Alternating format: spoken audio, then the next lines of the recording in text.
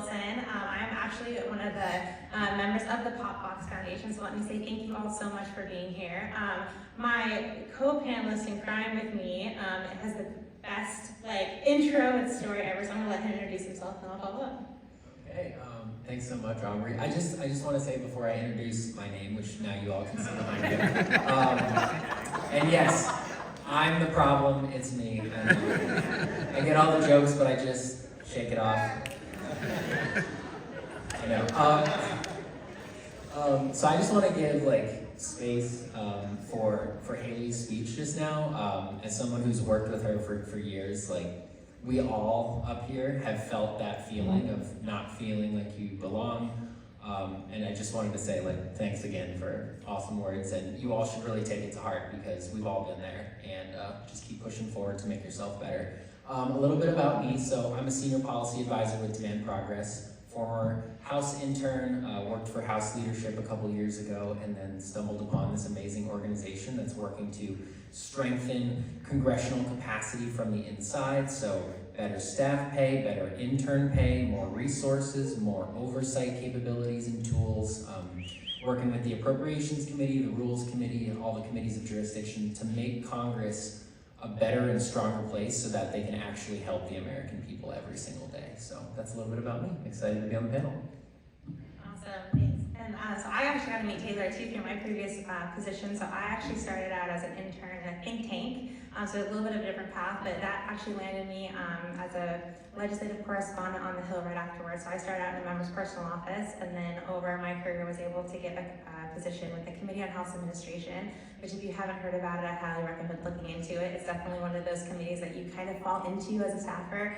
Just like with what Scott was saying, when you get to the Hill, I know a lot of you guys probably really like foreign policy, and a lot of the ones policy topics you see in the headlines, but the Committee on House Administration plays a really important role on the Hill with actually overseeing and helping to kind of drive the strategy of how the House works day in and day out. And so a lot of the resources and kind of initiatives that Taylor advocates for and helps push and bring attention to, we partner with those organizations through House Admin to make them happen. And so in that role, and then kind of throughout my different time on the Hill, I was intern coordinator multiple times, worked with so many amazing interns, and you guys are really the backbone of the Hill, and so thank you for being interns.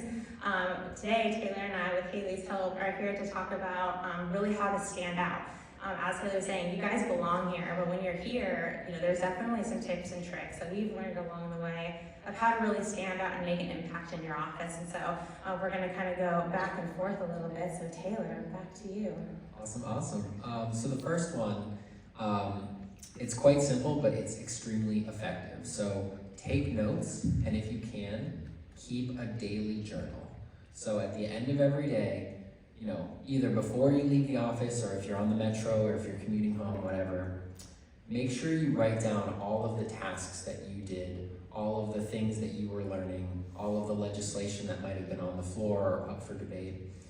These things are going to be so important for you to look back on when it's all said and done, because as you all probably have realized, this place moves fast, and if you blink, you might miss it. So making sure that you have all of these notes to go back to will not only help jog your memory, but let's say you have an interview. You now have all of this previous information that you can refer back to in those interviews to help make you stand out for that next position. So, and back to you. Yeah, with that too, guys, your days might seem really repetitive, and so, but you'll be surprised with sometimes how those repetitive roles, you're learning some really essential skills that you might not realize package into a job in the future that you didn't even realize that perspective. And so even if your days seem mundane, if you give a really interesting tour to someone, write that down. Those kind of skills, those person-to-person skills, the communication skills, all of those things really do end up being things you can take with you later on, even if kind of in the day-to-day they might seem kind of mundane. My number one top skill is to really be part of your office. For a lot of you, this might be obviously kind of your first professional job, but even in that role, be the kind of coworker that you would want your other coworkers to be. Be part of the team. When you're the first person usually in an office when someone walks in the door, even if it's a member of your team, every single time they walk in, make sure to say hi to them.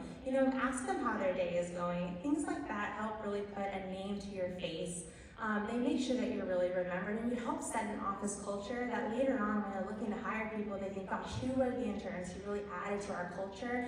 Do that. That really does make a big difference with helping you be remembered. And as Haley was saying, when you grab coffee with them, it also makes sure that you kind of embed yourself in that office so you're kind of viewed as part of that family. I completely agree. This one, not everybody actually knows, but I feel like is a hidden gem to help take your intern experience to the next level. And that is, if you can, take Congressional Research Service classes, especially if you want to do some sort of policy, right? So when you're in your, day-to-day, it's gonna go fast, but at the same time, that's only a very small slice of the entire congressional experience in the legislative process. But if you want to take tangible things away besides your, operations inside an office, having that legislative knowledge from the CRS is going to help make you stand out even more than all of the other interns, because you will, at a granular level, understand the policy-making process and the inner workings of Congress and how legislation goes through and the key parties and the committees of jurisdiction, all of that stuff. So if you can, try to take CRS classes. The important thing is scheduling them enough in advance so that your intern coordinator knows to give them space so that they can allocate tasks for you to open that time up so that you can actually step away from the office. That's gonna be really important. Don't just day of or day before, like, hey, can I take this class? Like, make sure that you're very proactive about those opportunities. Yeah, I think that's great advice. There are so many trainings here on the Hill. You just really need to go out and seek those opportunities. I would just follow up to what Taylor had initially said about making sure you're tracking all of your accomplishments and all of the work you're producing for the office. In my very first internship, I was a press intern on the Senate side, and I had, for months, been drafting social media posts. And then a few weeks after I finished my internship, I was applying for other opportunities, and I realized that I had not done a great job of tracking all of my work, and I had about 2 posts that I could reference, and that was kind of it. So lesson learned, don't be me, don't do what I did. Definitely track everything you're doing, and in fact, I would encourage you to proactively update your resume during your internship as opposed to once your internship ends. And if your intern coordinator is up for it, ask if they can review your resume, give you advice on how to improve it. All right, my next one is see a need, fill a need. If there has been one thing that's really made interns stand out, it's proactiveness with understanding when the office is literally on fire and to help put out that fire. As we're kind of going into session, it's such a different pace than the recess has been the last couple weeks. And for those whose first day is today, it'll be a much different pace than it was today in the office. And in those moments, sometimes your intern coordinator, sometimes the team around you won't have the time to ask you to help. In those moments, you can definitely feel a room. So look around. If you notice that something needs thrown away, if you notice that something could be ran to somebody whose office is down the hall, take up the opportunity to ask to do that and to help out. People who are proactive here make it so far because you're viewed as that go-getter who understands what the job needs.